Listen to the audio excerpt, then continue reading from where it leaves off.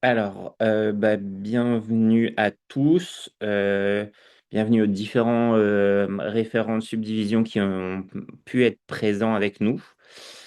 Et à Naomi, qui est notre responsable réseau national, qui a coordonné toute cette campagne Choose des SMU pour cette année 2026, comme elle l'avait fait 2027 en 2025, et qui du coup prendra la suite de cette présentation. Donc, en gros, on va faire un point assez rapide sur le DES de médecine d'urgence. Qu'est-ce que c'est? Donc, en gros, la médecine d'urgence, c'est une activité en fait assez variée. C'est en gros le triptyque classique urgence, c'est urgence, SAMU et SMUR. C'est en gros, c'est 80% des urgentistes vont pratiquer ces trois exercices. Et puis, on va avoir des exercices complémentaires qui vont être de l'humanitaire ou du soin intensif ou des choses comme ça, donc dont on va vous parler juste après. Ah, la vidéo, on la voit pas, c'est ça? Oui, c'est ça, on voit pas la vidéo. Ok, et là, on la voit? Yes. Ok, ça marche. Du coup, donc, en gros, la spécialité de la médecine d'urgence, c'est une médecine de l'aigu. Médecine de l'aigu, c'est en gros, c'est nous qui intervenons dans les 24 premières heures des patients. On prend en charge des patients graves, des patients moins graves, tout type d'urgence, donc l'urgence somatique. Et puis aussi, on peut prendre en charge de l'urgence psychiatrique. Et en gros, les trois piliers de notre prise en charge, c'est être polyvalent. À la différence des autres spécialités, et malgré ce que disent les autres spécialités, c'est que nous, on doit être bon dans à peu près tout, et notamment pour identifier qu'est-ce qui est grave, qu'est-ce qui ne l'est pas. Il faut anticiper puisqu'on est en fait la porte d'entrée dans le système de soins. Donc, il faut qu'on soit organisé.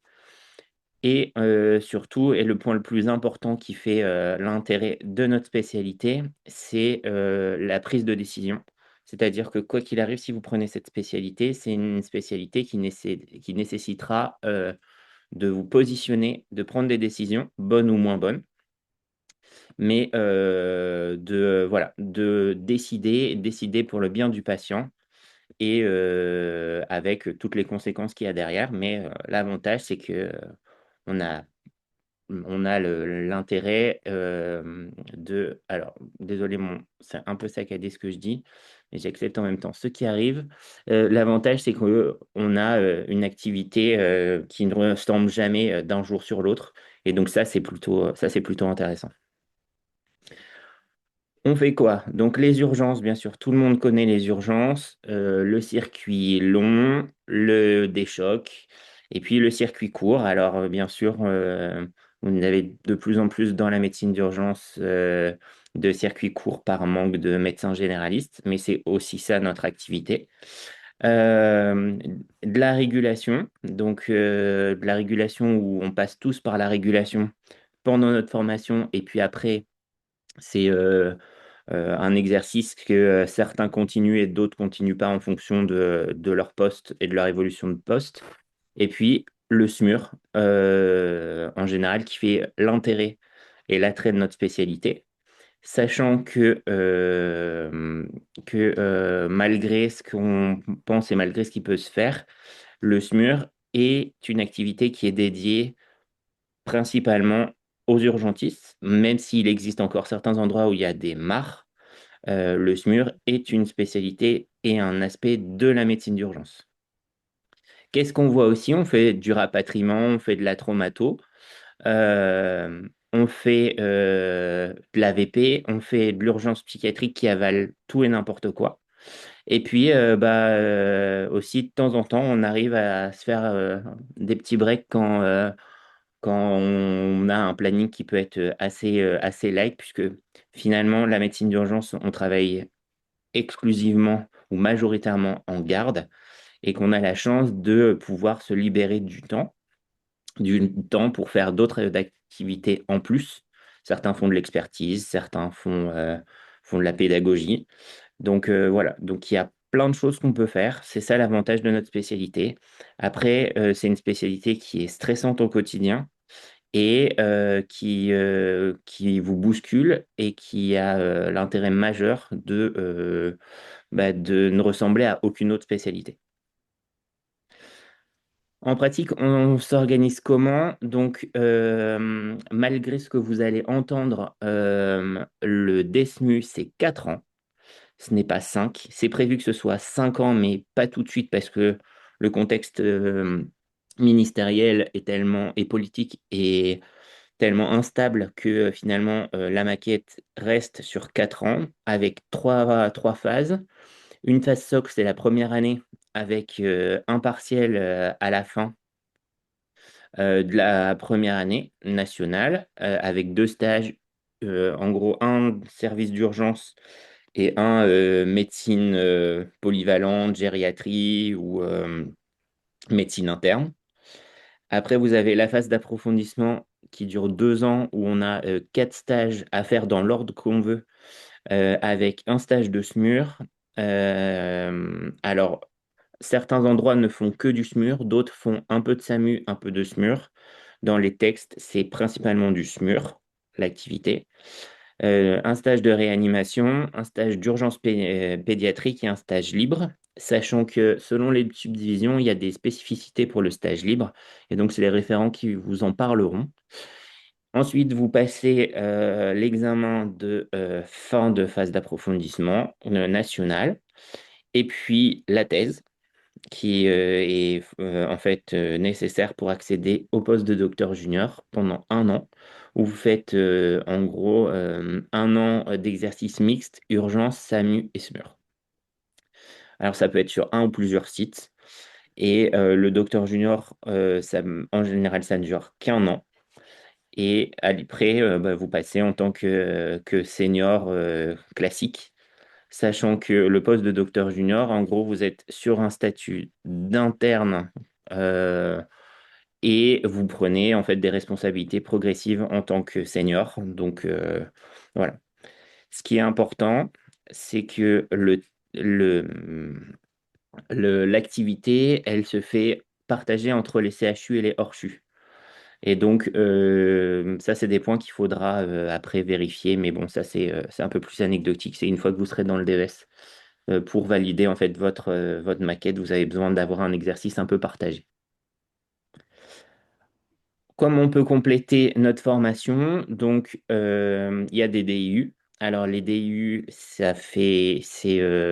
à la charge de l'interne ou du service qui lui fait. C'est des formations qu'on paye en plus. Et vous avez par contre des FST qui sont les formations transversales qui sont plutôt qui peuvent être inclus dans le DES et qui rajoutent en fait en général un an avec des stages complémentaires.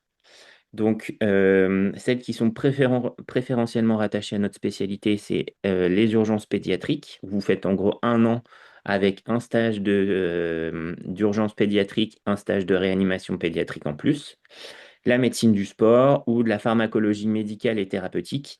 Mais il faut savoir que on a accès à toutes les FST de toutes les spécialités. Bien entendu, si vous candidatez sur de l'imagerie cardiovasculaire, ça va être plus compliqué, mais d'un point de vue dans les textes, on peut accéder à n'importe quel FST. Après, vous avez bien sûr celles médecine de guerre, qui sont des spécialités en fait pour lesquelles il y a un nombre assez limité de places et pour lesquelles vous avez en fait une sélection qui est plus importante et donc qui sont un peu plus difficiles à avoir. Quel débouché? Qu'est-ce qu'on peut faire? Alors, ce qu'on peut faire, c'est de l'urgence, du SMUR, de la régulation, du post-urgence aussi, si vous voulez faire plutôt de la médecine polyvalente, du centre de consultation non programmé, des soins intensifs et continus. Mais attention, vous ne pouvez pas avoir une activité complète en réanimation. Ça peut être une partie de votre activité, mais pas l'essentiel de l'activité. Alors, en pratique, il y a certains endroits, notamment dans des centres un peu plus périphériques ou un peu plus isolés, où vous pouvez avoir un exercice complet en réanimation, mais c'est pas le but de la maquette. On peut exercer en médecine carcérale, faire du rapatriement sanitaire, de la médicalisation d'épisodes d'événements sportifs, concerts, voilà, de l'humanitaire, de la pédagogie, de la recherche pour ceux que ça intéresse. Et puis, vous spécialisez de l'urgence pédiatrique, de l'urgence, faire de la médecine hyperbare, par exemple, pour ceux qui ça intéresse. Ça existe. Par contre, un médecin urgentiste n'est pas un médecin généraliste. Donc, attention, pour l'instant, même si les choses peuvent être amenées à évoluer, pour l'instant, il n'y a pas de requalification en médecine générale à l'issue de notre formation. Et où on exerce, alors vous avez les hôpitaux publics et privés, ce qui correspond à la majorité de nos lieux d'exercice. Vous pouvez faire de l'intérim. L'avantage, c'est que on a des plannings qui peuvent être plus ou moins light et donc qui peuvent donner accès à de l'intérim. Travailler dans des maisons médicales, sur des postes partagés. Vous avez par exemple certains urgentistes qui ont des postes urgence USIC. Vous pouvez travailler pour les sociétés d'assistance, les parcs d'attractions, ça arrive.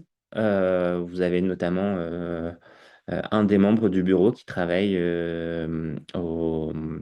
à Disney, voilà, qui fait de la médicalisation pour Disney. Donc voilà. Donc en gros, on a la chance d'avoir un exercice qui peut être très varié et finalement qui reste personnalisé où chacun fait l'exercice qui lui convient, qui lui plaît et sachant qu'on peut passer de l'un à l'autre sans trop de difficultés. Hum, alors, si on se place notre spécialité, bah, avant tout, on va essayer de vous la vendre. Donc, parce qu'on l'a choisi. On l'a choisi parce que finalement, ça reste une des spécialités les plus jeunes, même si elle date de 2017 maintenant. Donc, on a presque 10 ans. On a une vraie plus-value au niveau médical. Un exercice, vous n'aurez pas 2 jours avec la même activité. L'avantage, c'est que c'est une rare spécialité où on respecte le temps de travail. Et vous verrez notamment par rapport à d'autres spécialités comme la réanimation, où on a la chance d'avoir des plannings qui sont assez respectés. Euh, on peut avoir une activité libre pour ceux qui veulent avoir une vie familiale. Bah, c'est quand même aussi une bonne chose de se projeter en disant que bah, on peut faire ce qu'on aime, mais en même temps, on peut ne pas y laisser sa santé. C'est une activité qui reste très clinique, mais en même temps, vous pouvez faire du geste. Vous pouvez poser un drain, de l'écho, faire des ponctions, réduire tout type de fracture. Et ça, c'est un vrai plus. Il y a peu d'administratifs. Euh, il y en a un peu, hein, mais il y a assez peu d'administratifs. Le patient vient, vous lui faites son compte rendu. Éventuellement, vous organisez le post-urgence, mais vous n'avez pas le SSR à trouver. Enfin, bien entendu, vous avez l'UHCD qui reste une activité qui demande un peu plus d'administratif, mais ce n'est pas le gros de notre métier. L'avantage, c'est que pour l'instant, on a la prérogative du préhospitalier.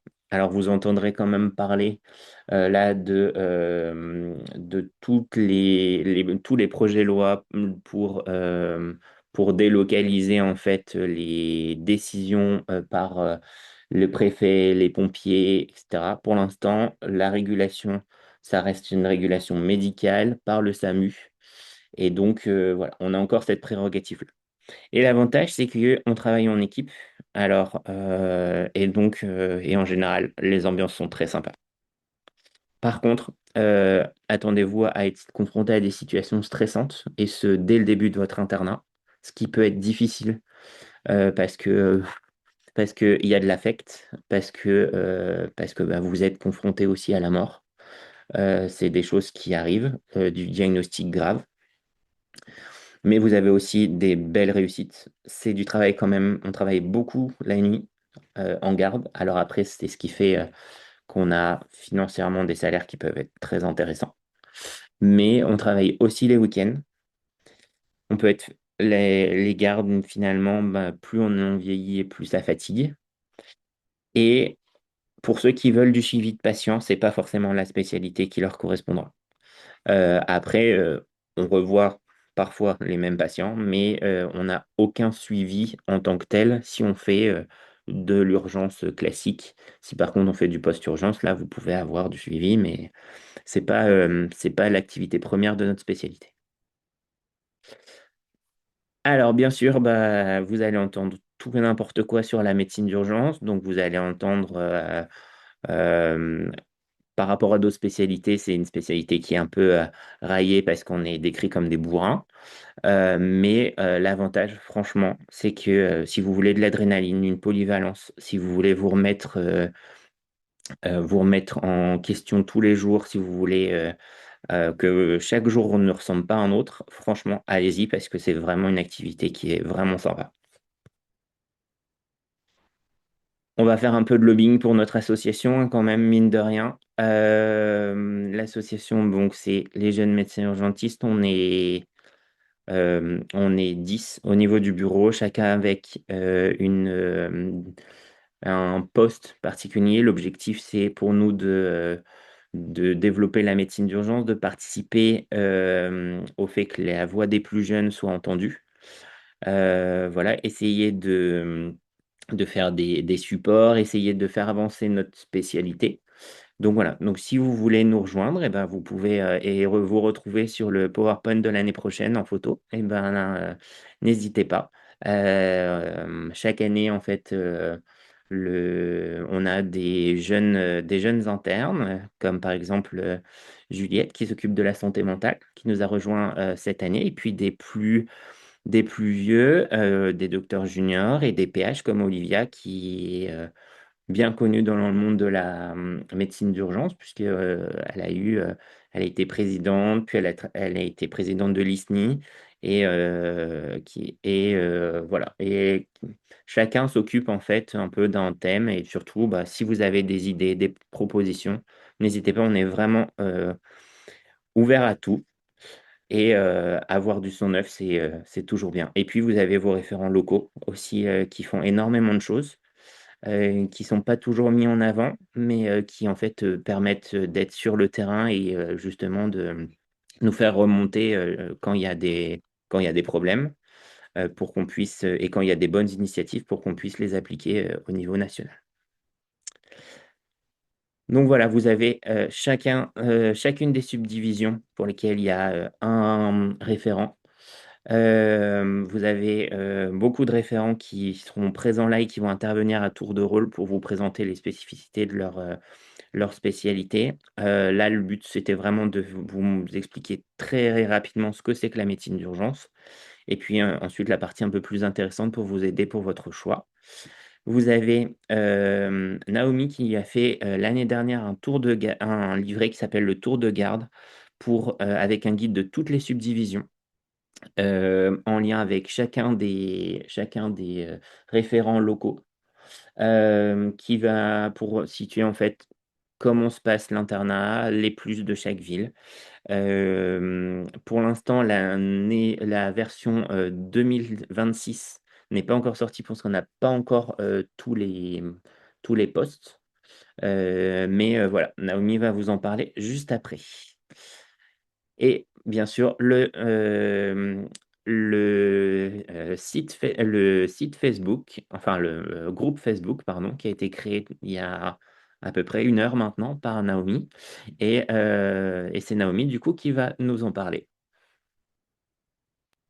Merci Cyril. Et bah bonjour tout le monde, moi je suis Naomi, je suis interne à Paris et je suis à la JMU, je suis VP Réseau National. Et donc on va essayer de discuter un petit peu avec certains référents des subdivisions qui étaient disponibles ce soir. Donc juste pour revenir à ce que Cyril a dit, donc l'année dernière on a créé avec les référents de chaque subdivision donc un guide que je vais vous mettre tout de suite, hop, le lien dans le chat, comme ça vous pouvez regarder. En attendant, comme Cyril l'a dit, on n'a pas toutes les infos pour Hop, ça c'est le guide. Donc, on n'a pas toutes les infos pour l'année à venir. Donc, pour l'instant, basez-vous sur celui de l'année dernière pour avoir certaines infos, que ce soit sur la ville ou que ce soit sur les spécificités. Et après, donc, dès que c'est bon, je le publierai dans le groupe Facebook, dont je vous envoie le lien également tout de suite sur le live. Comme ça, vous pouvez le suivre. Je vais aussi le mettre sur entrée de CNI. Voilà. Donc là, on va passer justement aux référents des subdivisions. Il y en a à peu près 5, 6, je pense. Donc on va commencer avec Clémentine qui va vous parler un petit peu de l'Anti-Guyane.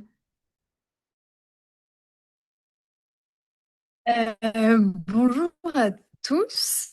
Du coup, moi, je suis Clémentine, je suis interne quatrième semestre en Guadeloupe, donc région Antilles-Guyane.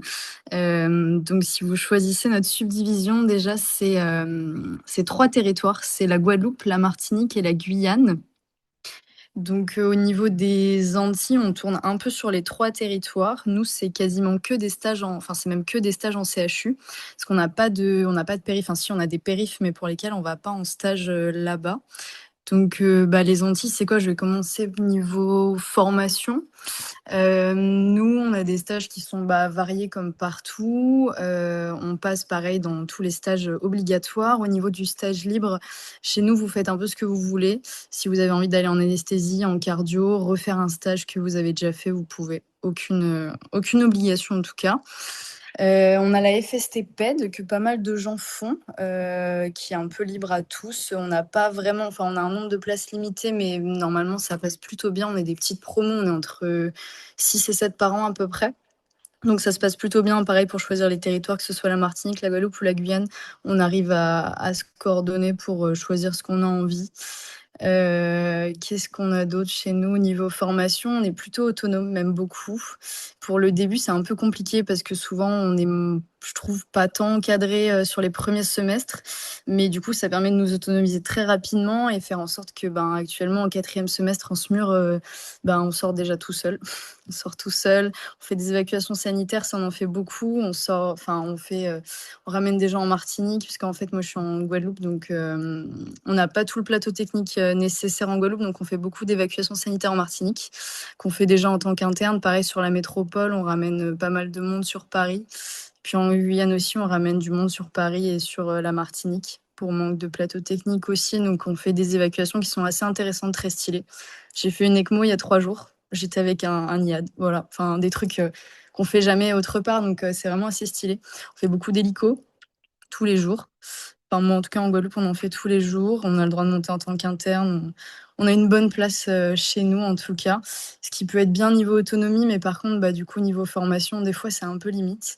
Mais on s'autonomise très vite et on devient apte à beaucoup de choses. Le temps de travail est totalement respecté, comme partout, j'imagine. Qu'est-ce qu'on a d'autre chez nous?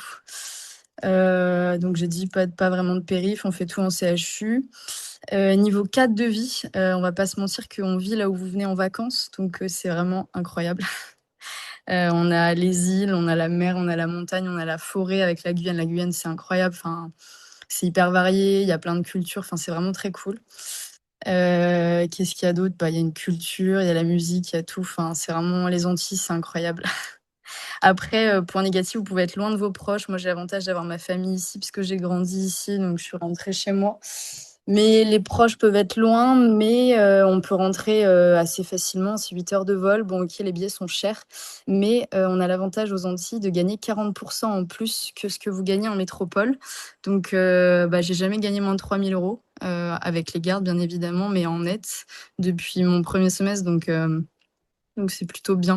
40% en plus dit à peu près 700 € par mois en plus qu'un salaire de métropole. Donc franchement, avec les gardes, comme je dis, moi je suis entre 3 et 4 000 € par mois depuis le début. Et en Guyane, tu as encore 600 € de plus parce qu'on est en Guyane. Donc c'est plus, on va dire, c'est une prime d'éloignement, de vie chère, de tout ça. Mais du coup, mes potes en Guyane, ils sont à 3 500, 4 000 € par mois, quoi. Donc c'est vraiment bien. On a 30% d'abattement d'impôts en plus. Donc on paye moins d'impôts, on gagne plus d'argent. au soleil. Voilà, donc c'est plutôt cool. Et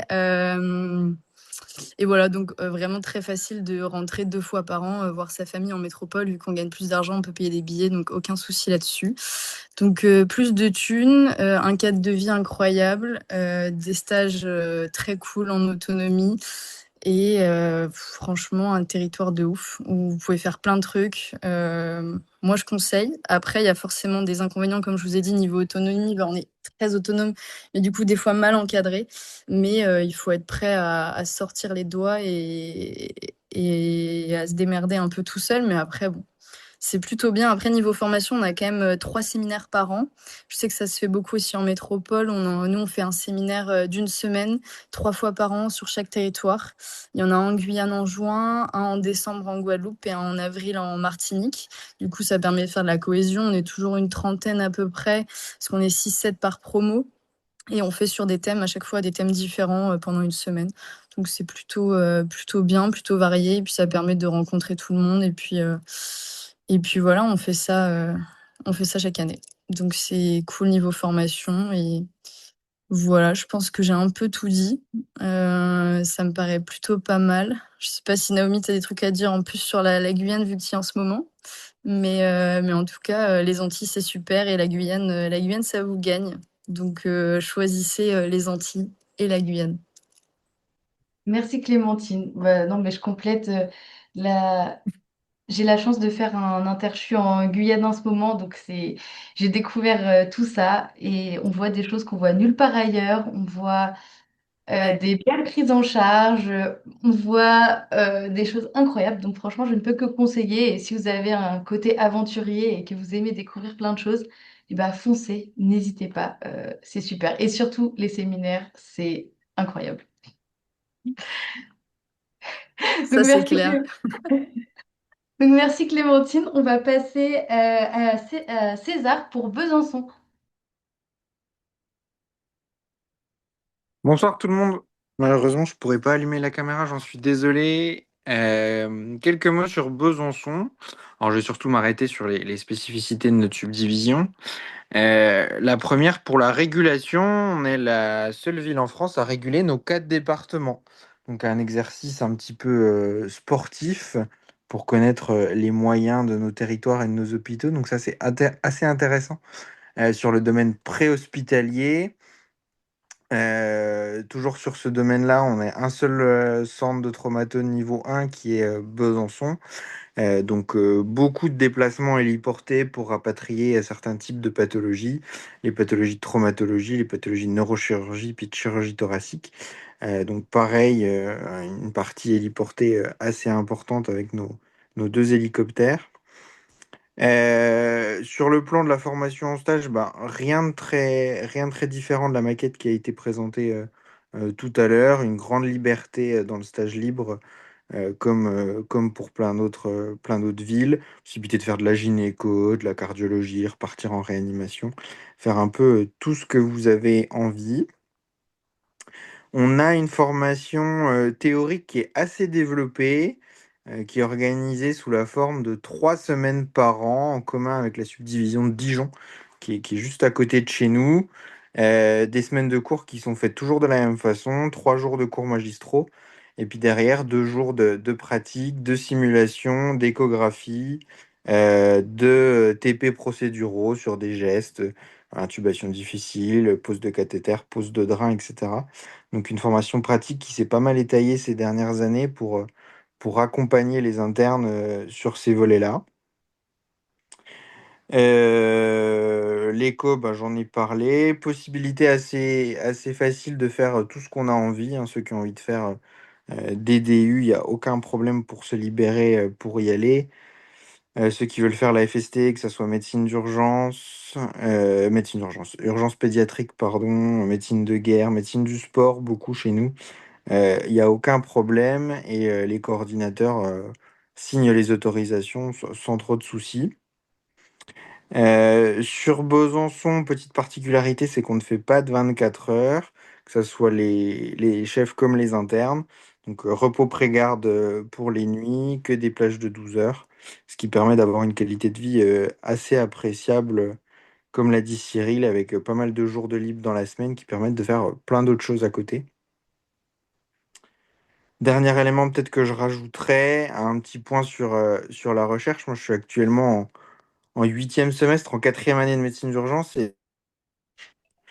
Donc on est une ville qui essaye de développer pas mal ça, une spécialité jeune, comme on l'a dit tout à l'heure, née il y a moins de 10 ans, il y a à peu près 10 ans. Donc avec plein de choses à faire. Donc n'hésitez pas si vous avez envie de faire, oui, de la clinique, mais aussi d'autres choses, de la pédagogie, de la recherche, que ce soit en préhospitalier, en hospitalier, en traumato, etc. Il faut pas hésiter à prendre notre spécialité. Il y a c'est un domaine qui est en pleine expansion avec des universitaires jeunes dans plein de villes. Et donc ça, c'est aussi un grand point positif pour notre spécialité, à mon sens. En tout cas, n'hésitez pas à nous contacter si vous avez des soucis. Et on a fait un super site qui s'appelle moninternat-c'est-besançon.fr où il y a toutes les infos sur la ville, sur la subdivision. Donc n'hésitez pas à y jeter un petit coup d'œil. Merci beaucoup César. Et ben, n'hésite pas à le mettre aussi dans le chat, comme ça les gens peuvent le retrouver directement. Donc merci pour Besançon. On va passer à Caen avec Sueva.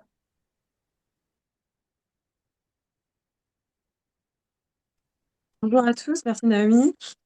Du coup, c'est Sylvia Brunet, je suis référente des DSMU à Caen. J'en suis à mon 6e semestre de médecine d'urgence à Caen. Je vais commencer par la formation. Alors, à Caen, on a beaucoup de formations théoriques, ce soit la première année ou que ce soit jusqu'au docteur junior. On a des séminaires régulièrement sur 2 à 3 jours à chaque fois, que ce soit sur de la pédiatrie, sur de la traumato, un petit peu, mais pas beaucoup, pas assez à mon goût en tout cas. Et on a beaucoup sur la cardiologie, sur la sauve, sur le SAMUSMUR. Et l'avantage de beaucoup de ces formations, c'est qu'au-delà d'être de la théorie, c'est aussi beaucoup de pratique. Vous ferez de la simulation sur des mannequins de basse à haute fidélité, où c'est hyper formateur parce que du coup, vous êtes plongé dedans et mais si on est un peu plus accompagné qu'en Antilles-Guyane, j'ai l'impression, au moins là-dessus, vous êtes solo et il faut vous débrouiller solo. Et quand on fait le débrief, vous oublierez jamais la simulation que vous aurez faite. Donc là, pour le coup, pour la formation théorique et pratique, je trouve qu'on est vraiment bien encadré. On a aussi des cours d'échographie, puisque l'échographie est désormais obligatoire dans nos pratiques, où on a un jour par semestre de formation d'échographie avec une évaluation. Alors, une évaluation, c'est un gros mot, hein, c'est juste pour voir où on en est globalement dans nos acquis en 2e et 4e année. Et on a des séminaires avec les pompiers, etc. Donc, la formation est pas mal. On a évidemment, comme tout le monde, la formation sur UNES et nos examens en fin de première et fin de 3e année. Si vous avez des souhaits de formation, c'est aussi très ouvert. Ils ont à cœur de prendre toutes nos suggestions. Ça a été un petit peu compliqué à l'hôpital de Caen. Je ne sais pas trop si vous avez suivi, mais on a eu quelques départs du CHU. Les périphéries sont pleines, hein, mais quelques départs du CHU de Caen avec quelques problèmes d'encadrement. Des internes avec un stage qui a fermé sur le semestre dernier pendant 6 mois pour tous les internes sauf la nuit pour maintenir la permanence des soins. La situation semble s'être améliorée. Il reste des points négatifs, des points de surveillance. Je fais aussi partie du syndicat local. Donc, j'accède à toutes les réunions. Pour ceux que ça inquiéterait, c'est en train de se stabiliser. Je ne peux pas vous garantir que ce sera parfait l'année prochaine, mais en tout cas, c'est bien mieux que ça ne l'était il y a un an. Et vous pouvez être sûr que nous, le syndicat, on sera derrière à surveiller et que quoi qu'il se passe, on sera là pour que votre formation soit agréable et que vous vous sentiez en sécurité et formé tout du long. En tout cas, c'est vraiment ce qu'on a à cœur de défendre. Pour ce qui est des stages, donc nous, on a des stages au CHU, des stages en périphérie. Pour les stages libres, c'est un peu plus pénible que dans les autres subdivisions, puisque nous, on n'a pas le droit de faire nos stages libres en réanimation, en SAMU-SMUR, en pédiatrie, parce qu'on n'a pas assez de terrain de stage pour tout le monde, sinon pour repasser dans ces endroits-là. Après, tout se négocie, mais c'est vraiment ces trois points-là, sauf si vous trouvez un stage dans une autre subdivision en faisant un interchu, c'est vraiment difficile de faire votre stage libre là. Sinon, vous faites ce que vous voulez, vous faites de la pneumo, de la neuro, là, s'il y a un projet d'ORL qui est en train de se monter, enfin, vraiment, sinon, le stage libre, c'est hyper, hyper libre. Les subdivisions, il y a des internats presque partout, pas partout, à quand l'internat est tout petit et il est priorisé par les internes des autres subdivisions et de première année. Et à Lisieux, il y a un tout petit internat aussi, mais nos subdivisions sont majoritairement accessibles en train, avec maximum 1 heure et demie de déplacement dans les autres subdivisions, sauf exception où il faut mettre 2 heures et demie, je crois que c'est pour Avranches, où il n'y a pas de train. Enfin, il y a des trains, mais le mieux c'est d'y aller en voiture et vous mettez qu'une seule heure en voiture avec des covoites possibles entre internes. Euh, sur les FST, tout ça, nous on a la FST Urgence Ped, là pour l'instant qui est pris que par des urgentistes et pas par des pédiatres. On a 2 places, donc ça peut parfois être un peu serré si vous voulez faire cette FST. Pour la FST médecine du sport, on est en concurrence avec d'autres spécialités, il n'y a qu'une seule place. Et donc c'est pas toujours un urgentiste qui l'a. Pour les autres FST, globalement, on n'a aucune problématique. Pour ce qui est du SAMU-SMUR, nous on fait de la régulation. On fait mi-temps régule, mi-temps sortie. Vous verrez, c'est bien enfin, c'est organisé différemment chez nous avec des journées où vous êtes en régule et sur les créneaux horaires, vous partez en fait à tour de rôle, vous partez sur les interventions. Il y a 2 internes et un autre qui part en intervention. Ça, c'est au SAMU 14, au SAMU 50 et 61. Je ne sais plus exactement comment c'est organisé. Euh, et qu'est-ce que je voulais vous dire d'autre? Donc, c'est cool. Et par contre, on n'a pas de. Enfin, sauf ceux qui partent en stage à Argentan, font pas de stage d'hélico. On n'a pas non plus de SAMU marin, malgré le fait qu'on soit à proximité de la mer, puisqu'il est à Granville et qu'on n'a pas forcément de stage là-bas. Mais après, c'est toujours possible de demander à ouvrir un stage, etc., etc., pour y accéder. Donc, globalement, notre coordinateur de DES, il est assez ouvert à tout projet que vous vouliez faire, de la recherche, faire un interchu, enfin, faire une FST. Vraiment, il vous soutiendra. Notre CHU à nous peut être un petit peu plus pénible sur les projets, mais ça, c'est toujours une question de se défendre et on essaiera de faire le max pour vous. Et je vais finir par la ville. Caen, c'est une ville qui est pas très loin de la mer. On est à 15 km. Beaucoup de Cherbourg est à côté de la mer. On a des subdivisions qui sont dans les terres, mais parfois pas trop loin de la mer non plus. Donc ça, c'est hyper cool. Euh, et on a un peu d'histoire aussi, puisque c'est quand même la ville de Guillaume le Conquérant et la région de la Seconde Guerre mondiale, la Normandie. Donc, n'hésitez pas à venir à m'envoyer des messages si vous avez besoin de renseignements complémentaires. Et si vous voulez nous rejoindre, bah, ravi et bienvenue à Caen. Voilà, merci beaucoup. Merci beaucoup. Bon, bah parfait, on a toutes les infos pour quand. Maintenant, on va pouvoir passer à Grenoble avec Adrien.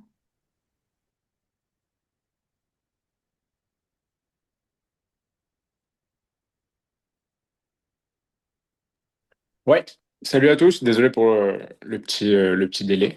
Vous m'entendez? Oui, parfaitement. Du coup, bonjour, moi je m'appelle Adrien, je suis en 6e semestre de médecine d'urgence à Grenoble. Bon là, je suis en dispo, donc c'est pour ça que je suivais pas trop les news ces derniers temps.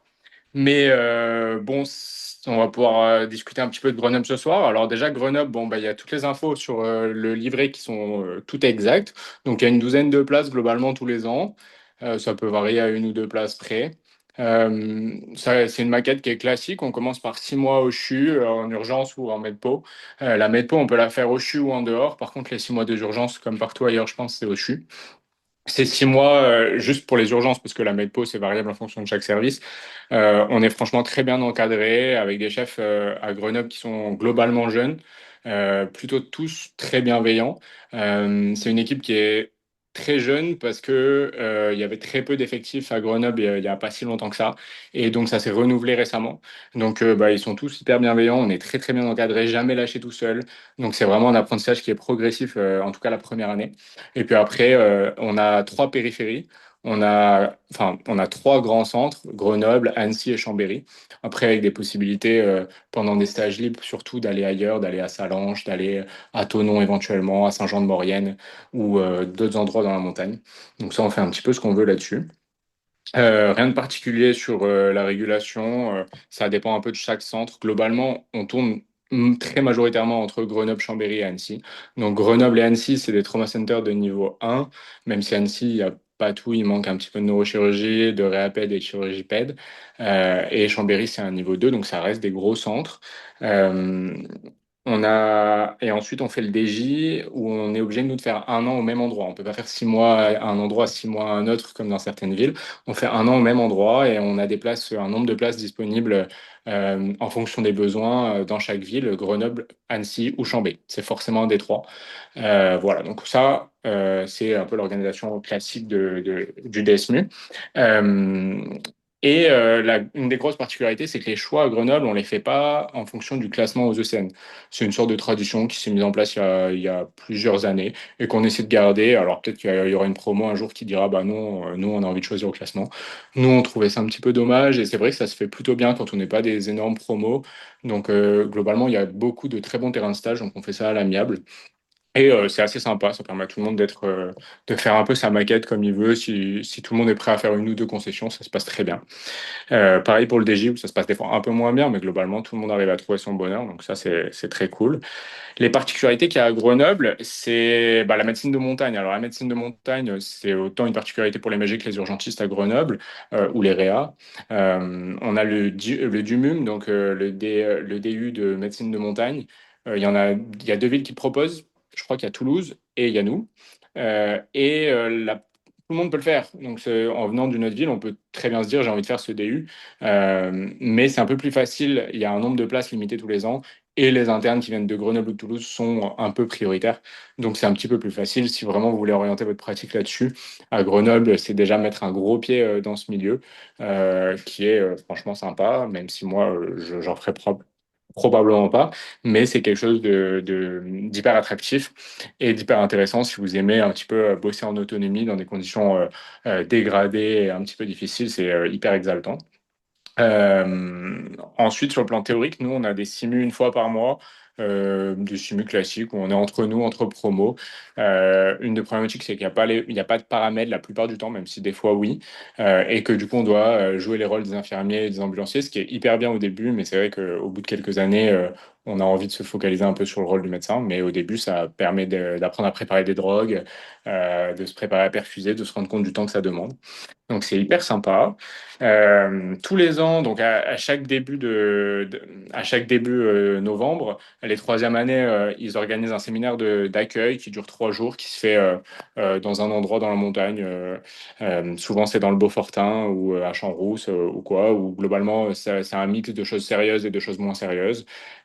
Où il y a à peu près toutes les générations d'internes de Grenoble actives et une bonne dizaine, quinzaine de chefs qui viennent. C'est hyper cool pour commencer à connaître tout le monde et créer une bonne ambiance. C'est hyper sympa. Ensuite, on a de la traumatologie. Alors, la traumatologie, c'est un peu particulier parce que si on reste juste sur le CHU Nord, là où on passe les 6 mois des urgences, on fait que la traumatologie axiale, donc le rachis et le bassin. La traumatologie périph', elle se fait à l'hôpital Sud, où on peut passer une semaine donc, pendant le stage aux urgences de 6 mois, la première année, ou on peut y passer en stage libre et on peut même faire un exercice mixte pendant le DJ, ça peut se négocier. C'est un stage qui est hyper prisé où vraiment on fait de la traumatologie à la chaîne, il n'y a que ça. Donc on fait beaucoup de fractures, beaucoup de réductions, beaucoup de réductions d'épaule, beaucoup d'examens de genoux, d'examens de cheville, dans tous les sens. Donc ça, pour se faire la main, c'est hyper sympa. Il y a aussi la possibilité de faire la traumatologie si on fait un stage libre en station, donc dans un cabinet de médecine de montagne, c'est hyper sympa. Pour ceux qui aiment, moi j'aime pas trop, mais c'est une bonne façon d'apprendre à mon sens. Ensuite, sur les FST, à Grenoble, c'est surtout la FST de PED qui est mise en avant, où la plupart des FST que j'ai vus, c'était des FST de PED. Je sais qu'il y a une interne qui avait demandé une FST de médecine d'urgence. Je crois que ça a été refusé par le CHU parce qu'il y a pas mal de villes où la médecine d'urgence n'est pas prioritaire sur la FST, comme il y a un nombre de places limité. Souvent, les MedG, les rhumatos, voire les MPR sont prioritaires. Après, c'est comme tout, si le dossier est bon et qu'il y a un vrai projet derrière, je pense que ça se négocie. En tout cas, c'est pas les coordonnateurs qui vont freiner sur les FST. Pareil pour les interchus ou les dispos, etc. Tant que ça match avec les impératifs de place à pourvoir dans certains terrains de stage, et ben il y a aucun souci, on est assez libre là-dessus. Franchement, tout est fait pour que la maquette, on l'organise comme on le souhaite. Ils nous aident, ils nous conseillent, mais même s'ils sont pas d'accord avec un stage, si c'est vraiment quelque chose qui est cohérent et qu'on veut faire, ils nous laisseront faire ça. Enfin, pour l'instant, ça se passe très bien. Ils sont hyper bienveillants là-dessus. Sur la région, bon, bah, il y a de la montagne partout. C'est une région qui est hyper tournée vers le sport, vers la nature et vers un mix des deux. C'est une région aussi qui est très tournée. Il y a une grosse vibe écolo dans Grenoble et dans tous les alentours où on fait il y a beaucoup de vacances locales, quoi. On part au ski, on part faire du trail, on fait du ski de rando, du ski de fond. Donc c'est vraiment des choses hyper sympas que moi j'ai découvert puis j'arrivais de Nice. Et c'est trop cool. On vient un peu au rythme des saisons à Grenoble, ça c'est trop bien. Qu'est-ce qu'il y a d'autre? Je pense que j'ai passé un peu toutes les particularités de Grenoble. Après, sur le fait de choisir la médecine d'urgence, je dirais que bah, tous les avantages de l'aspect déjà été présentés. Mais il y a aussi la question, il faut se poser la question de quelle qualité ça demande. Et je pense qu'il y a une qualité qui n'est pas assez souvent mise en avant et qui peut faire défaut des fois à certaines personnes qui ne l'avaient pas anticipé. C'est que c'est une spécialité qui demande énormément de communication avec les équipes paramèdes, qui des fois sont pas faciles. Les équipes de SMUR, souvent, c'est des vieux briscards et quand on arrive jeune interne, il faut réussir à communiquer de la bonne manière avec eux, avec les patients, que ce soit au 15 ou que ce soit en face à face, au SO ou en SMUR. Et avec les autres spécialités, on est toujours en train de communiquer avec les gens. Et si on ne sait pas le faire, si on n'est pas à l'aise avec ça, bon, ça peut être compliqué. Mais du coup, c'est une spécialité qui est hyper intéressante parce qu'on est toujours en train d'interagir et on n'est pas face à un ordi tout seul. Donc moi j'adore, j'ai aucun regret d'avoir choisi ça et j'espère que vous serez beaucoup à choisir la médecine d'urgence pour les bonnes raisons. Et si vous venez à Grenoble, ça sera un plaisir de faire votre connaissance. Voilà. Merci Adrien. Bah, je suis... Oula, c'est moi qui... Ah non, c'est bon. Je suis d'accord avec toi sur toute la partie communication. C'est très important de le rappeler parce que c'est vraiment le cœur même de chacune de nos journées, peu importe ce que ça va être, du SMUR, de la régulation ou encore les urgences. On va pouvoir passer à Rennes maintenant avec Océane. Salut, vous m'entendez bien ou pas? Oui, très bien. Ok, super. Du coup, moi, c'est Océane, je suis la référente pour Rennes. Du coup, je vais pas revenir sur tout ce qui a été dit, les points positifs et négatifs de l'aspect, mais enfin, moi, ce que j'adore vraiment, moi, je suis interne de quatrième semestre et j'ai vraiment choisi la médecine d'urgence bah, pour la polyvalence, enfin, le fait qu'il y a vraiment aucune journée qui se ressemble, qu'on fasse plein de choses différentes et aussi sur le fait qu'il n'y ait pas trop d'administratifs. Ça, c'est un peu ma paperasserophobie, mais que je retrouve malheureusement dans les stages hospitaliers. Mais bon, franchement, aux urgences, il y en a pas beaucoup, donc c'est vraiment chouette. Donc pour Rennes, on est globalement des promos de 13 sur le concours, mais en fait, il y a pas mal de droits au remords de MedG ou gériatrie, par exemple, vers la médecine d'urgence, avec le coordonnateur qui accepte quand même pas mal les droits au remords, donc ce qui fait qu'on se retrouve des fois des promos entre 15 et 20. Donc ça, pour les choix, c'est aussi un peu à prendre en compte, parce que nous, les choix, ça se fait avec le classement. Donc c'est toujours le classement qui rentre en compte pour les choix. Et donc il y avait une année, par exemple, celle au-dessus de la mienne, où c'était vraiment une grosse promo, donc des fois ça peut bugger, mais globalement, ça se passe super bien. Les stages libres, on peut globalement faire ce qu'on a envie, ils sont pas du tout embêtants. À Rennes, on a un poste à l'unité soins intensifs neurovasculaires qui est réservé pour nous et qu'on a. Donc en stage libre, on peut très bien faire 6 mois là-bas ou que 3 mois.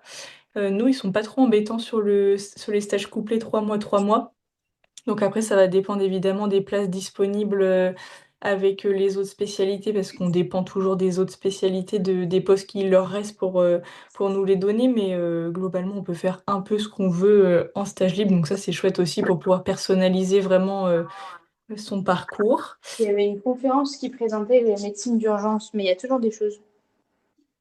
Et sur la partie théorie, donc on a plusieurs cours par an, on a 3 à 4 séminaires, donc c'est vraiment les séminaires, c'est en fait intra-promo. où on doit présenter nous des petits topos le matin et puis après c'est les universitaires qui nous font cours l'après-midi. Donc c'est vraiment chouette, ça fait un moment convivial où on se retrouve.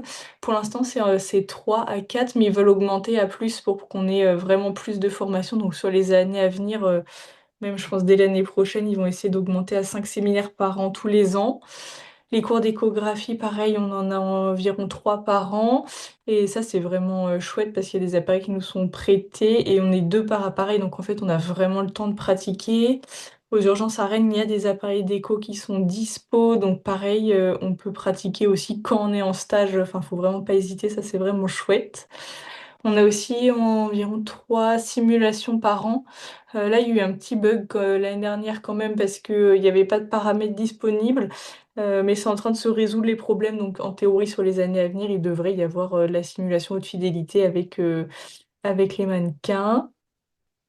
Et après, bah, pour la ville en soi, enfin moi je suis née à Rennes, j'ai vraiment fait toute ma scolarité et tout à Rennes, et en fait c'est vraiment une ville très chouette qui est à taille humaine, où il y a plus de bars dans le centre-ville au mètre carré que d'habitants, mais ce qui fait vraiment un centre-ville super convivial, enfin c'est la Bretagne, ce qu'on pourrait croire, il fait quand même beau, il pleut pas tout le temps. Les périphériques, elles sont proches de la mer, c'est soit Vannes, Saint-Brieuc ou Saint-Malo et Lorient qui sont maximum pour la plus loin, je crois, à 1h45 en voiture. Donc ça fait quand même des périphes qui restent proches de Rennes. Donc c'est tout à fait possible de garder un logement si jamais.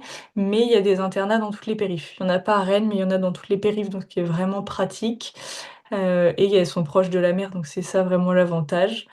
Et puis voilà, la Bretagne, c'est vraiment une région super chouette à découvrir. Et les universitaires et les équipes aux urgences là à Rennes sont quand même super jeunes, hyper disponibles. Donc enfin, franchement, c'est vraiment une ville que je recommanderais à 100%. Merci beaucoup, Océane. Et bah parfait. Est-ce qu'il y a d'autres référents dans le live qui n'ont pas pu parler encore? Parce que j'ai l'impression d'avoir fait parler tout le monde. Donc n'hésitez pas si j'en ai oublié. Sinon, je vais passer parler un peu de Paris. Donc, comme je vous disais au début du live, moi je suis Naomi, je suis interne de 5e semestre. Je fais mon internat à Paris et là en ce moment je suis en interchu en Guyane. Donc pour Paris, quelques petites infos. Donc déjà pour commencer au niveau des cours, on a à peu près une journée de cours toutes les 2 semaines. C'est des cours magistraux sur à chaque fois un thème différent. Ça peut être la pédiatrie, la traumato, de la neuro. Donc à chaque fois il y a un thème différent. Et ça, c'est tout au long de la scolarité, enfin tout au long de l'internat. La première année d'internat, on a plus de cours que la dernière année, mais ça s'étale plus ou moins. Après, on a aussi pour l'échographie, on a 2 séminaires d'échographie par an, où à chaque fois c'est une journée d'écho, où on est en quart de promo, sachant qu'à Paris, les promos sont un peu grandes, on est une centaine de personnes, donc on est par quart de promo avec des DJ ou des chefs pour lequel on a pas mal d'appareils d'écho où on peut s'entraîner ou quand on a des questions, on est vraiment par petits groupes de 2 ou 3 personnes. Donc c'est vraiment un moment où on peut vraiment pratiquer, donc c'est pas mal. Au niveau de la simulation, on n'en a pas tant que ça. Organisé par le DESMU de Paris, mais par contre en stage on peut en avoir en fonction des stages dans lesquels on va, et aussi il y a plusieurs CESU dans la région parisienne auxquels on peut s'inscrire quand on est interne, et donc c'est pas mal, on peut avoir des formations un peu diverses. Par exemple on peut faire du NRBC, on peut faire de l'arrêt cardiaque, on peut faire vraiment plein de choses différentes, donc c'est pas mal de se renseigner. Moi j'ai découvert ça un peu plus tard dans mon internat, donc ça peut être cool.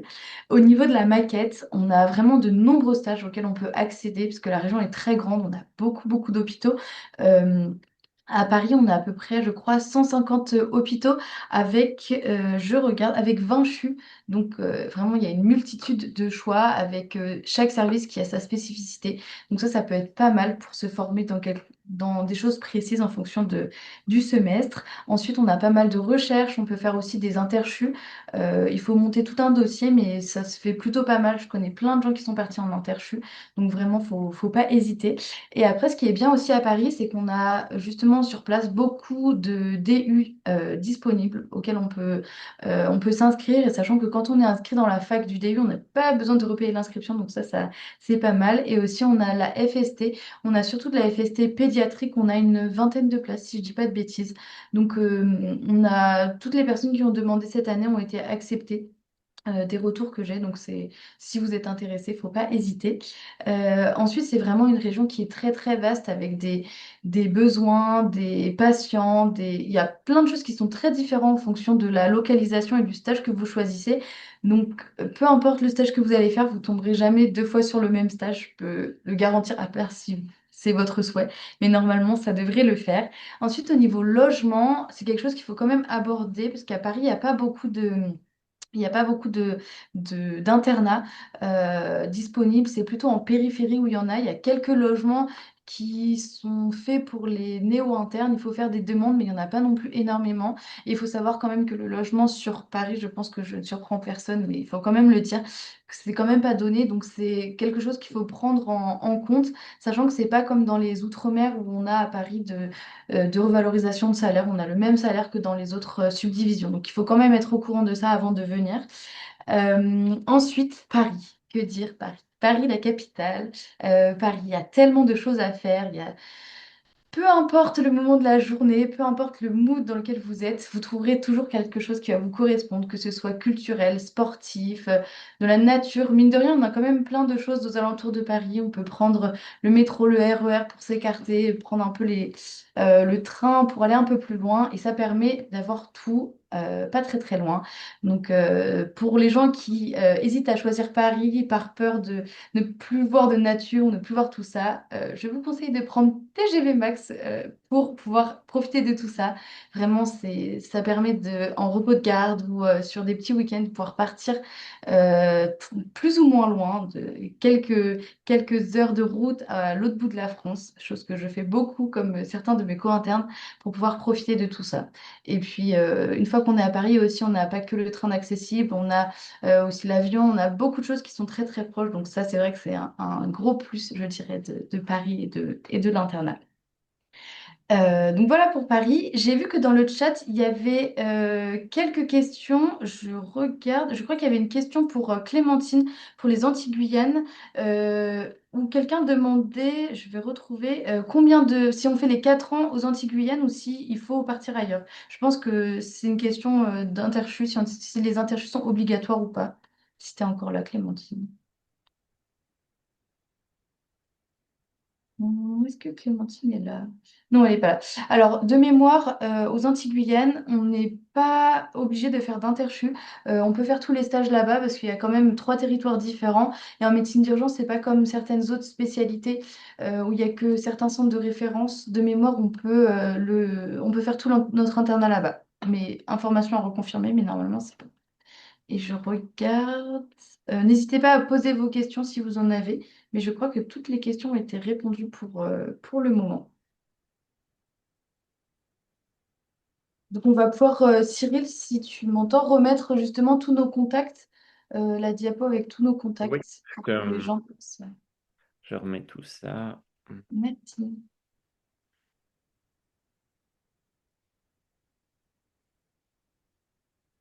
Ce que je vais faire aussi, c'est que je vais vous remettre dans le chat le lien du live de l'année dernière. Parce que l'année dernière, on avait réussi à avoir pas mal de référents de subdivisions. Donc, si par hasard, les subdivisions dans lesquelles vous êtes intéressés ne sont pas là ce soir, regardez le lien que je vous envoie. Peut-être que vous allez avoir plus d'infos nécessaires. Euh,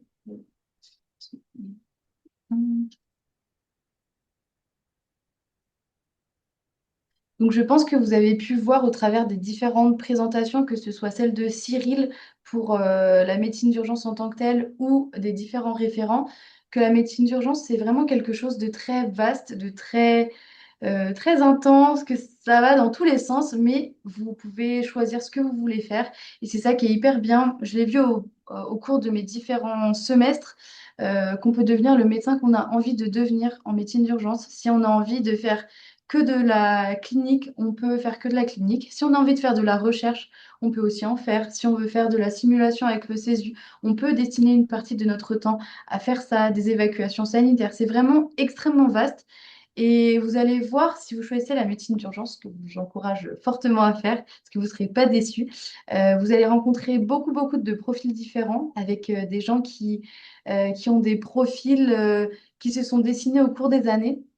et que vous pourrez discuter avec ce genre de personnes pour voir comment faire pour accéder à ce genre de pratique.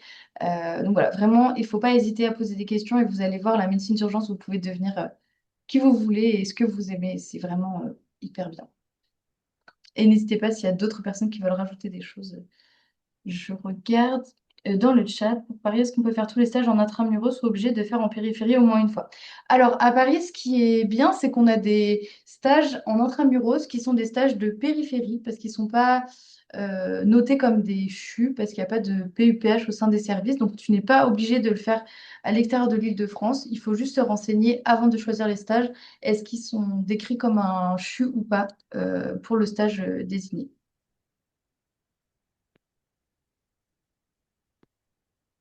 De rien, Elise.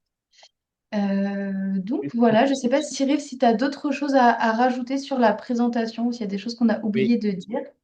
Juste rajouter pour Paris, puisque moi aussi je suis de Paris, la date pour la pré-rentrée, pour la réunion de présentation, ce sera le 17 septembre, a priori.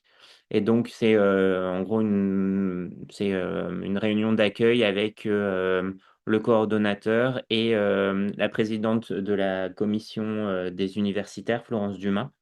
Et donc, justement, en général, il réexplique la difficulté, enfin, les différences qu'il y a entre stage en CHU et stage en hors CHU. Stage en CHU, c'est un stage dans un hôpital où il y a forcément un PUPH ou un chef de clinique, qui sont des personnels considérés comme hospitalo-universitaires. Mais vous pouvez faire des stages dans un CHU dans lequel vous avez que des praticiens hospitaliers. Dans ce cas-là, c'est considéré comme un stage périphérique hors CHU. Et donc ça, c'est des choses qu'il faudra anticiper par rapport à votre maquette. Mais ça, vous avez le temps, une fois que vous êtes interne, on vous explique très rapidement. Et puis aussi une dernière petite chose pour être un petit peu plus rabat-joie en ça. Notre spécialité, c'est quand même finalement 3 ans, puis 1 an de docteur junior. Et à l'issue des 3 ans, il faut quand même envisager une thèse.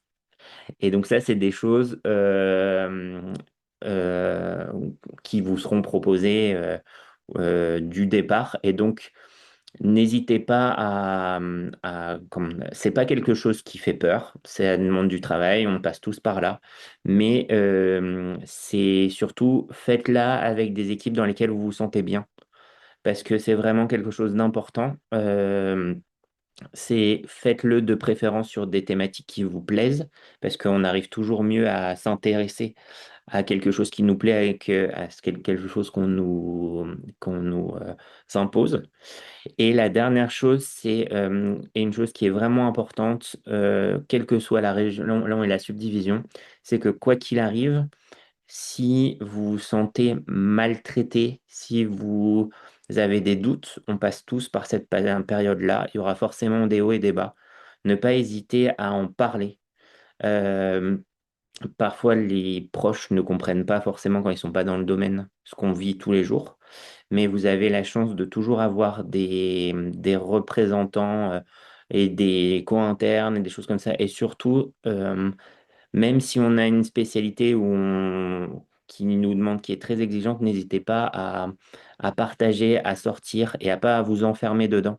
Parce que euh, on est en première ligne, comme beaucoup de spécialités. Mais nous, on est ceux qui annoncent les mauvaises choses. On est ceux qui en fait, sont aussi porteurs de mauvaises nouvelles. Et donc, voilà, ça peut nous fragiliser. Donc, n'hésitez pas vraiment à bien vous entourer et n'hésitez pas aussi à voir localement. Vous avez toujours un interlocuteur qui est présent. Pour répondre, il y a 2 questions qui sont mises. Peut-on vivre convenablement avec le salaire d'un interne? Alors, en gros, un loyer, c'est en gros autour de 800-900 € à peu près, minimum, à peu près, en gros. Le coût de la vie, comptez qu'en gros, vous avez 2 tiers de votre salaire qui part dans tout ce que vous avez, loyer, charges. Donc voilà. Donc la première année, c'est une année qui est un petit peu compliquée financièrement parlant, parce que, et notamment les premiers semestres, parce que vous n'avez pas les gardes qui arrivent en général au mois de décembre. Donc voilà, ça peut être un peu compliqué au moins les 2, 3, le premier semestre. Bon, faut pas se mentir. Mais par rapport aux autres spécialités, nous faisons plus de gardes. Après, ça dépend aussi quel est votre premier stage, mais souvent, par rapport aux autres, on a quand même des salaires dans l'internat qui sont plus élevés. Et après, est-ce qu'il existe des solutions pour pratiquer la médecine générale? Alors, euh, aujourd'hui, les réponses officielles, c'est vous êtes médecin urgentiste, vous continuez à être médecin urgentiste. Dans la vraie vie, progressivement, vous avez des exercices qui se font et qui se font notamment soit dans des centres non programmés, soit en faisant du circuit à court. Enfin, vous pouvez faire évoluer votre pratique sur de la médecine d'urgence, mais un peu plus calme, on va dire, avec moins de garde. Ça, les choses peuvent évoluer. Vous pouvez en fait moduler votre exercice. Par contre, vous n'aurez pas le titre de médecin généraliste, sauf sauf si en fait vous demandez une requalification par l'ordre. Voilà, ça c'est des choses pour l'instant qu'il y a. Alors, hésiter. SOS médecin, oui, et accessible en tant qu'urgentiste, oui. Ça, oui. Pourquoi? Parce que ça fait partie en fait de nos pratiques, puisque c'est de la médecine d'urgence et de la médecine non programmée. Ensuite, Il y a une autre question, si tu veux, je ouais, peux répondre. Cyril, une ouais. question qui dit qu'il y a qui existe, qui hésite pardon, entre de la médecine générale et des urgences. Est-ce que nous aussi on avait hésité et qu'est-ce qui nous a permis de décider? Et ben, c'est pile poil mon cas. J'ai beaucoup hésité entre ces deux spécialités qui sont très transversales et polyvalentes parce que je voulais pas me spécialiser dans un organe en particulier.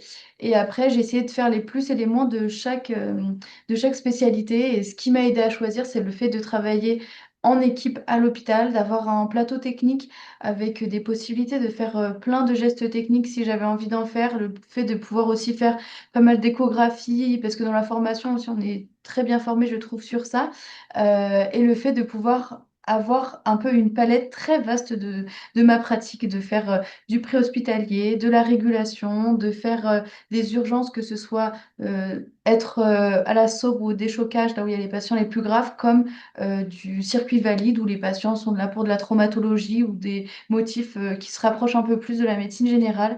Et c'est ça, le fait de toujours arriver, de ne pas avoir de semaines qui se ressemblent, et d'avoir aussi quand même le complément de garde, le fait de travailler le jour, la nuit, ça me dérangeait pas forcément, au contraire, d'avoir un rythme qui varie. Donc ça m'a beaucoup fait pencher sur ça. Et la seule petite question que je me posais sur le suivi des patients, et au final, je me suis rendu compte qu'on voit tellement de choses différentes, on voit tellement plein de choses que ça me manque pas forcément. Et s'il y a certains patients desquels je veux avoir des nouvelles, je garde leur nom dans un carnet où justement je regarde quelques jours ou quelques semaines plus tard ce qu'ils sont devenus lors de l'hospitalisation, où je demande à des collègues dans quel service ils sont allés pour savoir ce qu'ils sont devenus. Mais voilà ce qui m'a aidé à choisir.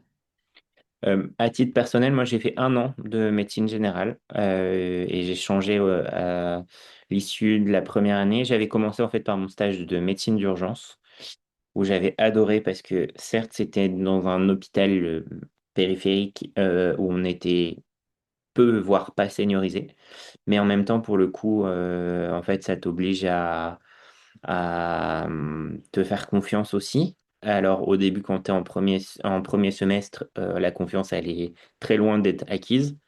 Mais c'est surtout que, en fait, progressivement, tu prends de l'expérience. Ça t'apprend à examiner et rechercher si c'est grave ou pas grave tout de suite. Et puis finalement, tu as toujours un ami réanimateur qui est là et qui peut te guider aussi.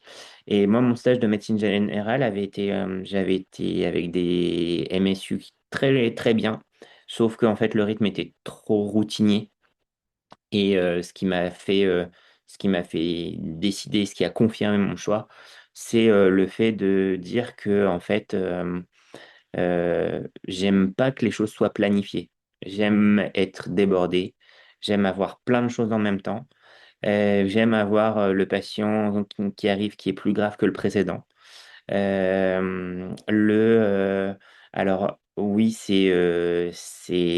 peut être stressant, mais en même temps, c'est revigorant de passer d'un patient qui arrive, qui a une colique néphrétique, ça, vous allez en voir à l'appel, et puis le patient qui va arriver juste après, qui se sera luxé l'épaule, qu'il va falloir remettre, et puis le patient après qui arrivera, à qui il faut faire de la VNI, et puis en fait, vous allez finalement faire en fait une journée où vous allez rendre compte qu'il est 18 heures déjà alors que vous n'avez pas vu passer la journée. Et ça, c'est se lever le matin et se dire que c'est le bon endroit. Je pense que c'est ça qui fait décider. Et si tu as vraiment un doute, la médecine générale, c'est une médecine qui est difficile et qui passe beaucoup sur la coordination de soins et du suivi de patients chroniques. Tout dépend si le matin, si ce qui te fait vibrer, c'est de mettre une aiguille dans le dos à un patient et de lui apporter une réponse, prends la médecine d'urgence. Si tu préfères te donner un petit peu plus de temps, d'aller à un rythme un peu plus avec un patient que tu reverras de façon régulière, prends la médecine générale. Après, la médecine d'urgence est vraiment très sympa. Et puis, la question, est-ce qu'on peut faire un exercice avec de l'humanitaire et du SSE? Est-ce que c'est facile d'accès? Alors, l'humanitaire, vous avez en fait une grosse demande euh, partout, parce que le médecin urgentiste, par définition, en fait, on aime bien aller dans les milieux un peu extrêmes. Donc l'humanitaire, vous avez des médecins urgentistes qui vont faire par exemple 3 mois en humanitaire et qui reviennent après pour enrichir leur pratique. Du SSE, en fait, en tant que tel, vous avez très rarement de médecins urgentistes avec uniquement un exercice de SSE. Mais par contre, vous avez, notamment, c'est plutôt organisé par les SAMU et les CESU. Vous avez en fait les DRM, les directeurs de régulation médicale, qui sont présents et qui ont une activité, notamment dès qu'il y a dès qu'il y a une menace NRBC ou dès qu'il y a une menace sur une libération de produits, de la fumée, une suspicion d'infection type Ebola, quand même, on en a eu beaucoup. Vous avez des exercices, mais qui sont plutôt rattachés, il me semble, aux exercices de SAMU. Donc voilà, en tant que tel, faire que du SSE. Par contre, vous pouvez, par l'intermédiaire des CESU, donc les centres en fait de simulation qui sont présents dans chacune des régions de France, vous avez des formateurs SSE qui sont présents. Il faut savoir que les formations qui sont réalisées là-bas sont des formations qui sont gratuites pour les internes. Donc, et ça, vous pouvez apprendre à poser un drain, vous pouvez apprendre à évacuer un pneumothorax, mais vous pouvez aussi apprendre à organiser avec les différents avenants le damage control, la gestion d'une situation NRBC. Mais ça, c'est plutôt dans les CESU et dans les SAMU. Enfin, en lien avec les CESU et les SAMU.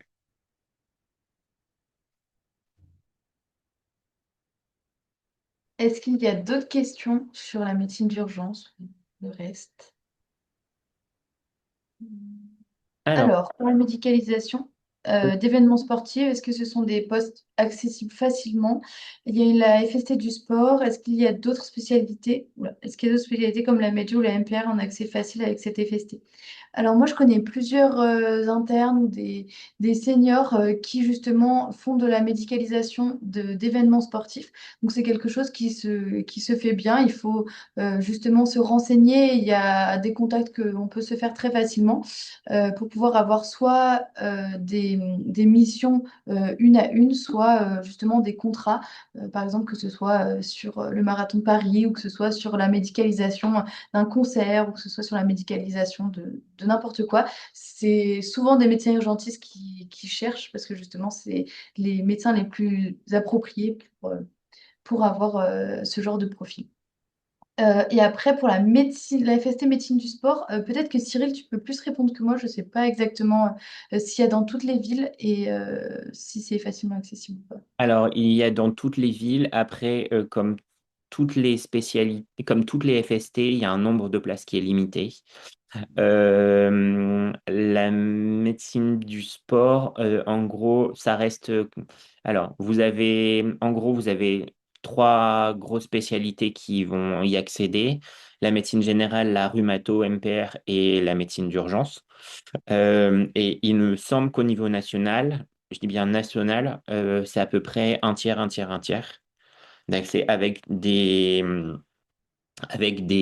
régions en fait où vous aurez plus facilement accès à de la au rhumatologue, et puis d'autres régions où ça va être un peu plus des médecins généralistes. Par contre, là, j'avoue que je ne sais pas vous donner précisément quelles sont les subdivisions dans lesquelles la FST médecine du sport est plus ouverte aux médecins urgentistes.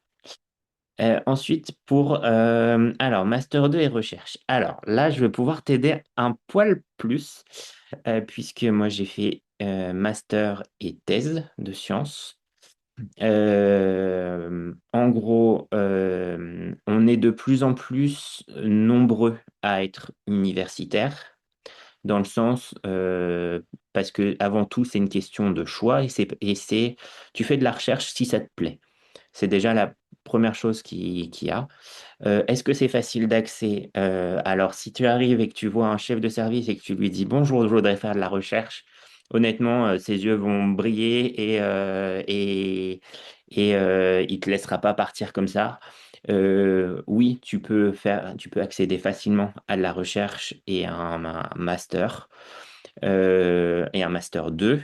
Euh, Après, le master 2, si tu le fais pendant ton internat, faut bien faire attention par rapport au stage que tu as, parce que un master 2, c'est quand même, ça peut nécessiter en fait de t'arrêter pendant 6 mois pour pouvoir accéder en fait correctement, pour pouvoir faire ton master correctement. Ensuite, de la recherche dans les services, il y a il y a certains universitaires qui font de la recherche, mais pas que. Il y a des praticiens qui font de la recherche. Tu n'as pas besoin d'avoir une étiquette universitaire pour faire de la recherche. Est-ce que vous avez déjà eu peur pour votre sécurité en stage? Alors, à titre personnel, non, mais je pense que ça peut arriver. Ça peut arriver parce que tu es en première ligne et que tu peux avoir des urgences psychiatriques un peu vénères. Mais théoriquement, tu as les vigiles qui doivent intervenir rapidement. Voilà. Donc, en soi, il n'y a pas. Tu peux avoir peur pour ta sécurité, notamment plutôt dans les situations d'urgence psychiatrique incontrôlée. Voilà. Et enfin, est-ce qu'un urgentiste en clinique a une meilleure qualité de vie qu'au CHU? Alors, faut savoir que, en gros, quand tu es senior, tu as 6 gardes par mois de 24 heures. D'accord? C'est en gros, par mois, c'est 39 heures semaine, ce qui fait à peu près 6 gardes, 6 gardes par mois. En clinique, selon les cliniques, tu peux avoir moins d'activité, tu peux avoir un flux moins important qu'en CHU, mais en général, tu n'as qu'un urgentiste de garde. Est-ce qu'il y a une meilleure qualité de vie? Je ne sais pas, je ne peux pas te répondre. Je peux juste te dire qu'en termes de garde, normalement, c'est à peu près le même nombre de gardes qu'en CHU. Au niveau du salaire, si c'est une clinique privée, tout dépendra de ton statut. Si tu es salarié, bah, c'est un salaire fixe. Si tu es plutôt en libéral, tu as un salaire plus important, mais tu as des charges à payer. Et le temps de travail, c'est jusqu'à 48 heures semaine. Et après, ça passe en temps additionnel. Est-ce que tu peux travailler dans les structures d'urgence non programmées? Oui. Tu peux ne pas faire de garde. Pendant ton internat, tu es obligé d'en faire. mais après, tu peux ne pas faire de garde.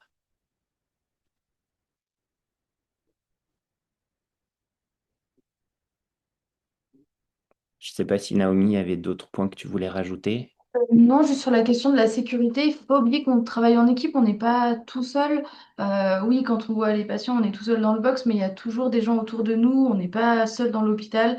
Il y a toujours d'autres chefs, les infirmiers, les aides-soignants, la sécurité, comme tu l'as dit. Enfin, moi non plus dans mon internat, j'ai eu la chance de jamais eu avoir de problème comme ça. Mais c'est vrai qu'on est une équipe et quand ça se passe, il y a toujours quelqu'un qui peut venir nous aider. Donc ça, il faut pas l'oublier non plus. On n'est pas tout seul dans notre coin.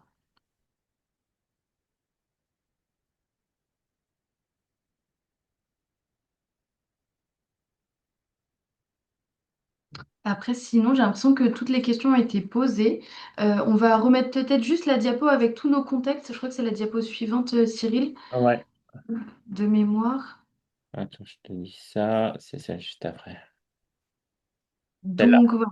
Donc n'hésitez pas. Donc tout à gauche, c'est la couverture du tour de garde. Donc c'est vraiment le guide avec toutes les subdivisions, toutes les spécificités. Donc c'est l'édition 2025 qui est disponible. Je vous l'ai mis plus haut dans le chat. Il est aussi disponible sur le Facebook, le groupe Facebook qu'on a créé aujourd'hui. Donc vous pouvez tout retrouver et dès que toutes les informations sont OK, on vous met la version 2026. On a aussi le site internet de la JMU où il y a beaucoup d'informations. On est en train de remettre à jour aussi tous les référents et les coordonnateurs. Si vous avez des questions, n'hésitez pas à les consulter. Il y a pas mal de choses. Si vous avez des questions plus précises, vous pouvez soit envoyer au référent de la subdivision ou si c'est sur la médecine d'urgence en général, il y a notre adresse mail, donc contact@ajmu.fr. Et après, n'hésitez pas, il y a tous nos réseaux. Il y a Facebook, Twitter, Instagram, LinkedIn, YouTube. Nous, enfin, moi, je regarde surtout sur Instagram et Facebook. Et comme ça, vous avez pas mal d'infos qui passe, donc c'est pas mal.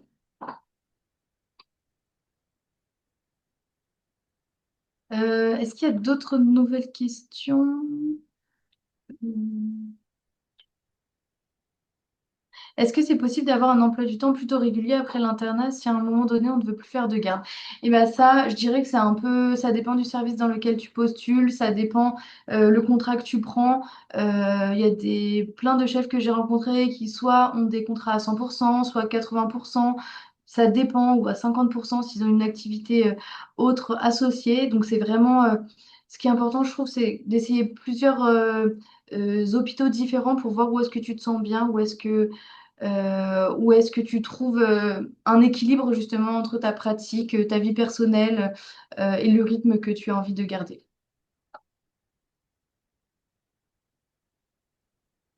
Donc voilà, j'ai l'impression que c'est pas mal pour les questions. Après, juste Dis-moi. pour revenir pour l'aspect, pour vous donner un exemple pratique, par exemple, si vous faites euh, du SMUR ou si vous décidez de faire que de l'activité SMUR, par exemple, vous pouvez dire bah, je veux faire que de la régulation, mais en journée. Vous serez posté peut-être un tout petit peu plus souvent parce que, mais vous pouvez avoir un emploi du temps avec en bossant en fait 4 jours par semaine, puisque au final, vraiment, il y a le respect des 48 heures.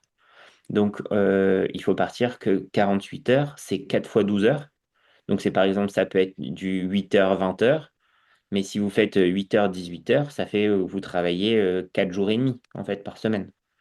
Donc voilà, c'est le fait. Alors bien sûr, si vous faites moins de garde, financièrement parlant, bah, automatiquement il y aura pas cet argent des gardes, hein, mais vous pouvez aussi après avoir d'autres activités. Vous pouvez faire de l'expertise, vous pouvez faire en fait, vous pouvez faire du non programmé à côté.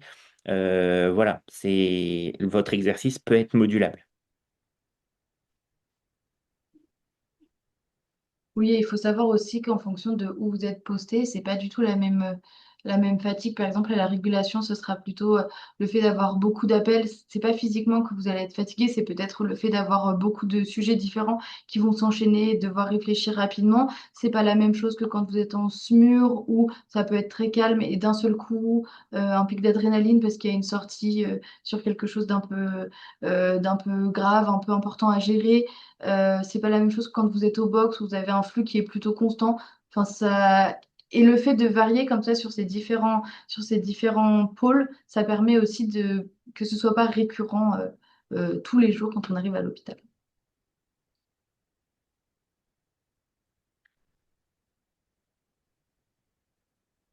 Donc voilà, moi je pense que toutes les questions ont été posées. Si vous en avez d'autres, n'hésitez pas à nous envoyer des messages sur nos réseaux sociaux ou par mail. On fera un plaisir de répondre. Contactez aussi si besoin les référents. N'hésitez pas à rejoindre le groupe Facebook, comme ça vous allez pouvoir retrouver plus facilement les infos et consulter le guide parce qu'il y a déjà pas mal d'infos. Donc toutes les infos qu'il y a dans le guide, comme ça, ce sera des questions plus précises que vous pourrez poser aux référents parce que c'est vraiment eux qui ont participé à la conception du guide. Donc les infos qui sont dedans, c'est des infos qui sont actuelles.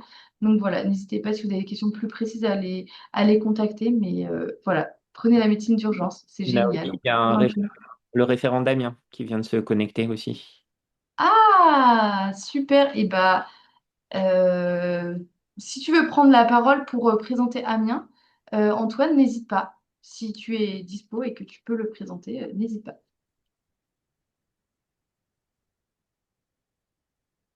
Bonsoir à tous. Alors, malheureusement, ça risque d'être un petit peu rapide parce que je suis un peu entre deux. Alors, Amiens, pour ceux qui connaissent pas, j'ai eu un peu de mal à la situer, moi aussi, la première fois qu'on en a parlé, c'est entre Paris et Lille. Pour les Parisiens, c'est deux fois la distance entre Paris et le parc Astérix. C'est pour Lille, c'est pour ceux qui descendront, je vous viendrai un petit peu des sudistes. Globalement, la subdivision, on est 14 par promo, peut-être éventuellement 16 un seul CHU, Amiens, donc il y a une particularité, c'est d'être assez éloigné de Paris et de Lille pour pouvoir être indépendant. Donc ça serait des pratiques, on a un gros plateau technique sur place et on peut en fait tout faire depuis Amiens. La seule chose qu'on fait pas globalement, c'est les choses un peu surspécialisées qu'on laisse soit à Lille pour les questions de décompression, les consultations hépatiques à Paul Brousse à Paris. Sinon, c'est plutôt pas mal. Pas mal de périphes aussi. Alors les périphéries, elles sont plutôt variées. On a des périphes qui sont assez proches. On a une qui est assez proche, qui est dans le Doubs, finalement, Abbeville et Beauvais. Sinon, les autres sont par contre plutôt éloignés. Ils sont plutôt sur l'ordre de l'heure à l'heure et demie de route, avec Compiègne, Saint-Quentin, Laon, qui est peut-être la plus éloignée, qui est très proche de la subdivision de Reims, finalement, mais avec le jeu des découpages qui se retrouve chez nous. On a également Montreuil-sur-Mer, un peu plus au nord, pour les nordistes. Sinon, particularité d'Amiens, on a la chance d'avoir le SIMU Santé sur place, qui nous permet d'avoir des cours une fois par mois. On a 2 jours de cours, 2 à 3 jours en général, qui ont lieu au SIMU Santé. En général, une partie théorique le matin, partie application pratique l'après-midi. Et on a cette chance d'avoir le SIMU Santé, c'est un grand centre de simulation et de fidélité.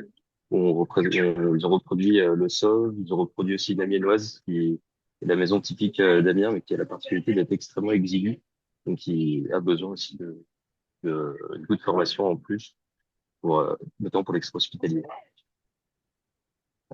Voilà, globalement, après, c'est le point fort d'Amiens, ça va être la part sur la simulation. Tu sais qu'on a un gros CHU avec un blocage géré par les urgentistes. Et on gère tout ce qui va être RMS et Polytro avant de passer la main aux collègues intensivistes.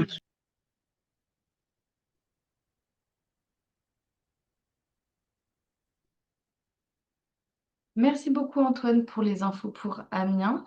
Euh, Est-ce qu'il y a d'autres référents qui n'ont pas pris la parole, qui viennent de se connecter, parce qu'il y a des gens qui sont en garde et qui alternent entre pouvoir parler ou pas. Je crois que tout le monde est passé. N'hésitez pas. Et sinon, si tout le monde est passé, on va pouvoir passer au mot de la fin et pouvoir clôturer le live. En tout cas, merci Antoine pour ton arrivée pile poil au bon moment pour présenter.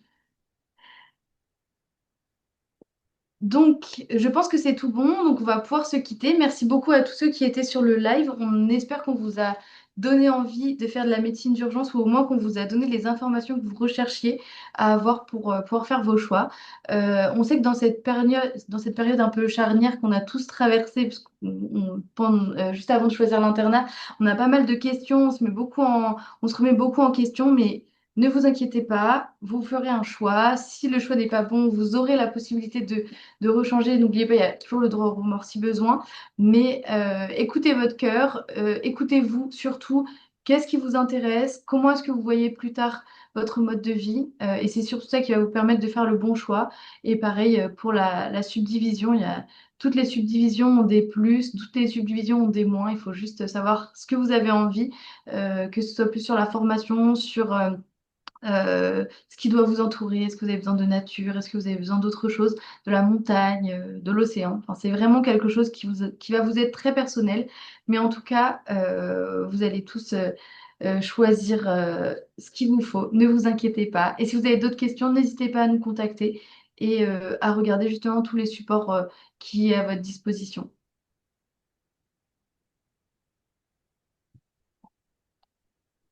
Au revoir tout le monde!